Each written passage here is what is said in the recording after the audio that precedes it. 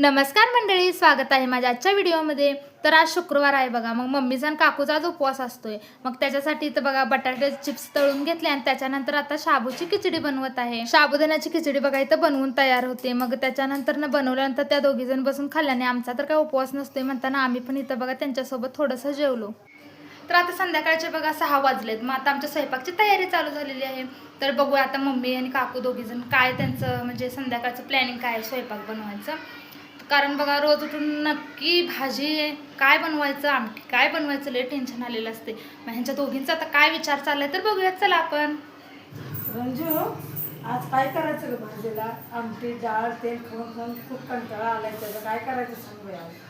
बघा मामी, मी त्याच्यासाठीच ते डाळ निवडाले मस्तपैकी झणझणीत असा झुणका बनवूया आज खायला. चालते की करूया करूया. काय आपलं पीठ आता तयार झालेलं आहे.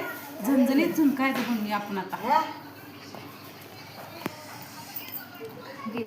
आम्ही ना बघा घरात हरभरे होते. मग हरभऱ्याचं ना लगेच बघा आम्ही हे असं डाळ करून ठेवल्या. म्हणजे ऐन टायमाला कसं होतंय अचानक तर बघा बेसन पीठ आपलं घरातलं संपलं असलं तर लगेचच आपण त्याचं बेसन पीठ लगेच तयार करू शकतोय. म्हणताना असं मी डाळ करून ठेवलेली आहे.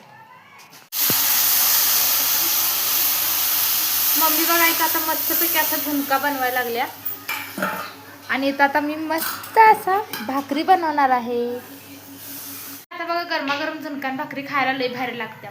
तर चला आजच्या पुरतं एवढंच. तर आजचा व्हिडिओ तुम्हाला कसा वाटला कमेंटमध्ये नक्की सांगा आणि आपल्या व्हिडिओला लाईक शेअर आणि चॅनलला सबस्क्राईब करा. तर भेटू आपण पुढच्या व्हिडिओमध्ये.